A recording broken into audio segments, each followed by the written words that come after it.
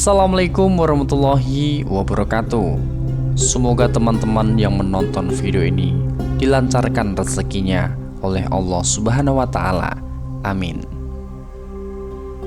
Sangat bertolak belakang sekali hasil yang diperoleh antara kaum Quraisy dan Nabi Muhammad SAW. Kegagalan demi kegagalan terus mereka panen dari tiap usahanya menjatuhkan Rasulullah. Di lain pihak, meskipun pelan, orang-orang Quraisy yang hatinya belum membeku mulai simpati terhadap ajaran baru itu. Putra Abdullah yang mengaku sebagai nabi mulai mendapatkan tempat dalam hati mereka. Para tetua kaum Quraisy, khususnya yang kehilangan anggota keluarganya karena masuk Islam, kini mempersiapkan rencana yang lebih menjijikkan lagi. Mereka bermaksud menjatuhkan Nabi di muka umum. Diundanglah baginda Nabi ke hadapan para tetua dalam sebuah pertemuan terbuka. Hadir dalam kesempatan tersebut Walid bin Mughirah, Abu Jahal bin Hisham, As ibn Awail, As ibn Hisham, Aswad ibn Yakus, Zam'ah ibn Aswad, dan Nazir ibn Al-Harith. Rasulullah menyambut baik undangan tersebut. Beliau berharap jika para tetua ini dapat direbut hatinya dalam pertemuan ini, niscaya dakwahnya akan lebih mudah. Abu Salamah dan Arqam ibnu Abi Arqam, jutawan yang telah menyerahkan rumahnya untuk dakwah Nabi, nampak hadir mendampingi Rasulullah Shallallahu Alaihi Wasallam. Rembulan nampak bersinar terang, menerangi arena pertemuan. Pertemuan ini langsung dibuka dengan debat terbuka seputar Islam dan agama nenek moyang. Kedua belah pihak nampak begitu kukuh mempertahankan pendapatnya masing-masing, hingga akhirnya orang-orang Quraisy terpojok. Namun karena memang maksud hati bukan untuk mencari kebenaran, saat itu pula kaum Quraisy justru menuntut Rasulullah untuk memperlihatkan mukjizat beliau di hadapan mereka. Jika apa yang kamu katakan itu memang benar adanya, maka belahlah bulan itu menjadi dua. Taruhlah sebagian di atas bukit Abi Qubais dan sebagian yang lainnya di atas bukit Kuikian. Pinta mereka pada Nabi Muhammad Shallallahu Alaihi Wasallam. Seandainya aku melakukan itu semua, apakah kalian akan beriman kepada Allah? Tantang Nabi. Jawab orang-orang Quraisy. Rasulullah akhirnya menuruti keinginan mereka.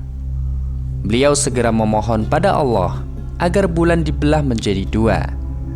Tak lama kemudian, atas kuasanya, bulan terbelah menjadi dua seperti yang mereka inginkan.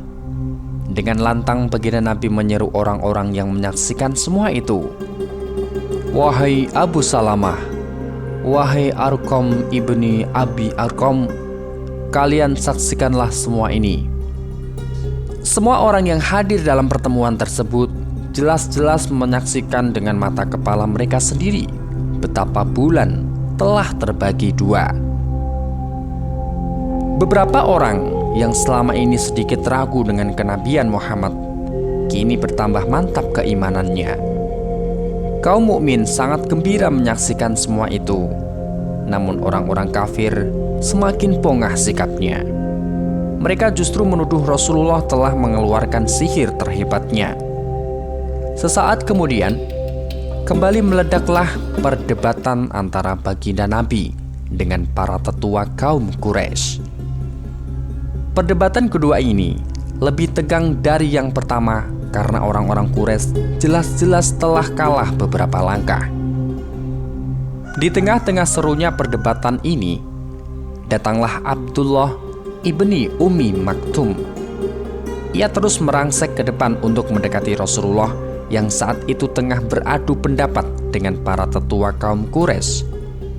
"Wahai Rasulullah, ajarilah aku beberapa ayat yang baru kau terima dari Tuhan."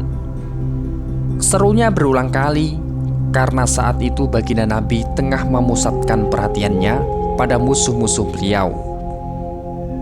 Kata-kata sahabatnya itu kurang begitu beliau perhatikan. Namun Abdullah pun tidak patah arang. Dia terus mengulangi permintaannya hingga sedikit mengganggu konsentrasi Nabi. Ketika diminta untuk bersabar dan menunggu saat yang tepat, ia sekali lagi justru makin mendesak agar Rasul segera membacakan ayat-ayat itu. Baginda Nabi akhirnya berpaling dengan raut muka sedikit masam. Seketika itu juga turunlah firman baru, wahyu Tuhan yang berisi sebuah teguran baginda Nabi Muhammad SAW. Dia Muhammad bermuka masam dan berpaling karena telah datang seorang buta kepadanya. Tahukah kamu barangkali ia ingin membersihkan dirinya dari dosa, atau dia ingin mendapatkan pengajaran, lalu pengajaran itu memberi manfaat kepadanya? Adapun orang yang merasa dirinya serba cukup, maka kamu melayaninya, padahal tidak ada celaan atasmu kalau dia tidak membersihkan diri beriman. Dan adapun orang yang datang kepadamu dengan bersegera untuk mendapatkan pengajaran, sedang ia takut kepada Allah, maka kamu mengabaikannya. Quran Surat Abasa ayat 1-10. Ayat ini menyentuh ruang kesadaran Nabi. Setelah ayat ini turun, seketika itu pula Rasulullah nampak begitu ceria menghadapi Abdullah ibni Ummi Maktum. Ayat-ayat tersebut telah mengingatkan beliau bahwa perdebatan itu tak ada gunanya untuk dilanjutkan. Rasulullah segera beranjak dari tempat tersebut. Beliau tak memperdulikan beberapa orang Quraisy yang berteriak-teriak meminta bukti sekali lagi. Mereka merengek agar Rasul membangkitkan para sesepuh yang telah meninggal dunia, atau menjadikan Mekah sebagai kota yang dilewati beberapa sungai, hingga taman-taman indah seperti di Irak dan Syria dapat mereka buat di kota suci itu. Semua itu tak beliau gubris. Kini beliau akan lebih berkonsentrasi terhadap para sahabat setianya yang kebanyakan dari kaum miskin dan orang-orang kaya yang tidak mempunyai pengaruh. Kegagalan kali ini membuat kaum Quraisy kalap. Mereka kini mulai merapatkan barisan, menyatukan tekad untuk menyiksa pengikut Nabi yang tidak mempunyai pelindung dan para budak. Beberapa orang nampak begitu bersemangat menyambut usulan ini. Sejumlah pemeluk Islam mulai menjadi sasaran keberingasan orang-orang Quraisy. Di antaranya adalah Bilal, budak Ethiopia yang memiliki suara luar biasa lantangnya dan indah. Suatu hari, ia diperlakukan sedemikian tak manusiawi. Lehernya diikat bagai seekor khimar dungu, kemudian diserahkan pada anak-anak kecil yang tengah bermain. Tak ayal, ia jadi bahan mainan bagi anak-anak itu. Diseret ke sana kemari tanpa dapat melawan karena mereka adalah anak-anak para pemuka Quraisy. Belum puas dengan kekejian itu, Umayyah ibnu Khalaf menyeretnya ke padang pasir yang tengah membara akibat guyuran panasnya matahari. Ditelantangkannya Bilal di atas pasir yang sedang panas-panasnya. Tak ayal punggungnya bagi dipanggang hidup-hidup. Semua itu dirasa belum cukup. Akhirnya ia ditindih dengan sebongkah batu besar. Teruslah seperti itu sampai engkau mampus, atau engkau mau mengingkari Muhammad dan menyembah berhala Uzza.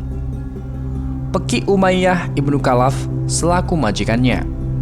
Ahad, Ahad, Allah Maha Esa, Allah Maha Esa. Terdengar lirih suara Bilal yang tak goyah imannya dengan penyiksaan itu. Abu Bakar yang saat itu melintas di sana merasa iba. Ia segera mendekati Umayyah dan berkata, "Wahai Umayyah, takutlah pada Allah. Sampai kapan engkau akan melakukan semua ini? Hentikanlah. Lihatlah engkau telah melukainya." Melihat majikan Bilal itu tak juga mau menghentikan penyiksaannya, Abu Bakar lantas membeli Bilal dan membebaskannya. Abu Bakar juga telah menyelamatkan seorang perempuan muslim bernama Labibah. Dia tak tahan ketika melihat Umar ibnu Khattab yang keras dan fanatik terhadap agama nenek moyangnya mencekik perempuan itu. Ayahanda Aisyah ini kemudian membebaskannya setelah membelinya dari tangan Umar. Situasi di Mekah sedemikian runyam. Banyak para budak yang disiksa secara tak manusiawi. Para pemuda muslim juga tidak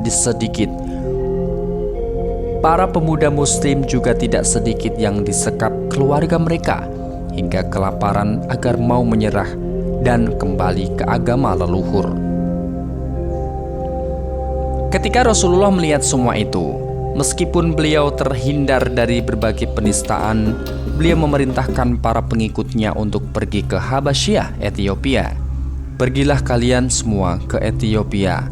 Raja di sana sangatlah adil dan tidak akan ada seorang pun yang teraniaya di bawah perlindungannya.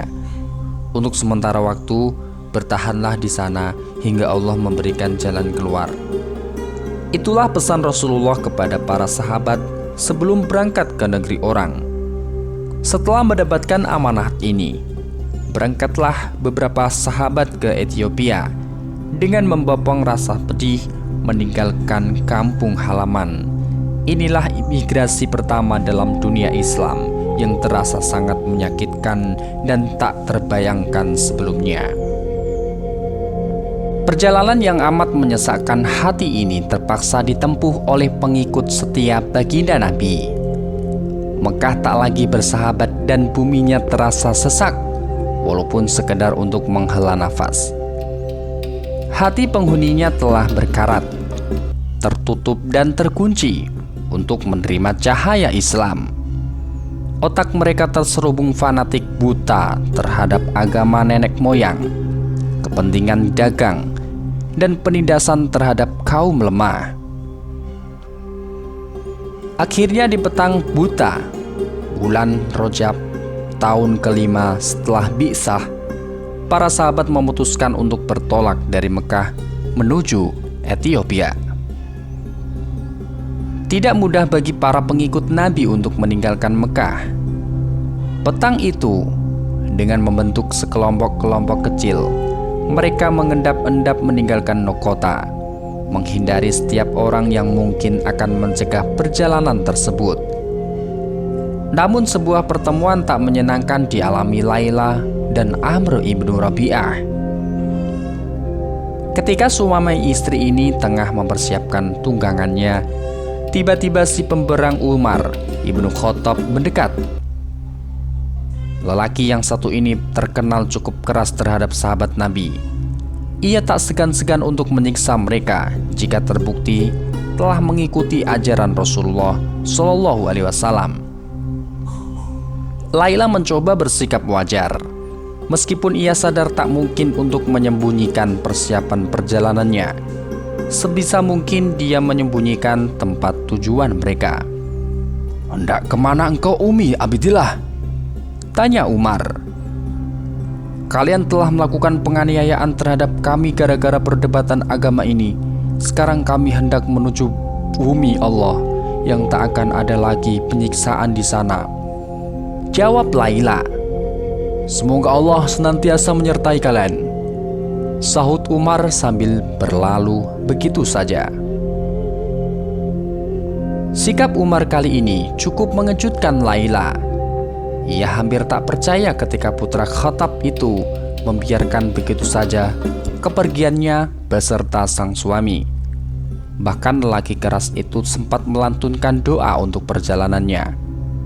Ketika peristiwa tersebut diceritakan pada suaminya, ia hanya mendapatkan tanggapan kecut. "Apa kau berharap agar ia masuk Islam? Demi Allah, dia tidak akan masuk Islam sebelum Khimar ayahnya mendahulinya memeluk Islam," tutur suami Laila. Dengan berbekal keyakinan dan keberanian yang dipupuk sekenanya, kaum muslimin Mekah meninggalkan tanah kelahiran dan harta bendanya menuju Ethiopia.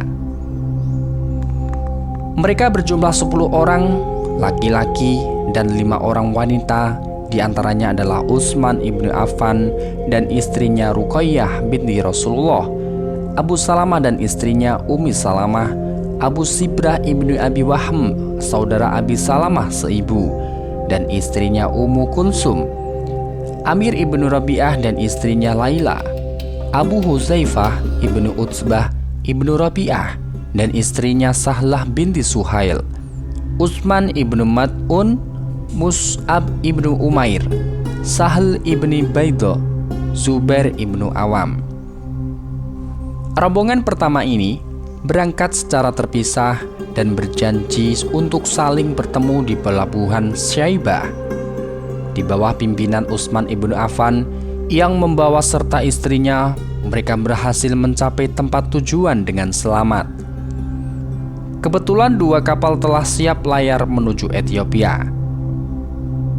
Begitu rombongan kecil itu naik, kapal langsung berangkat.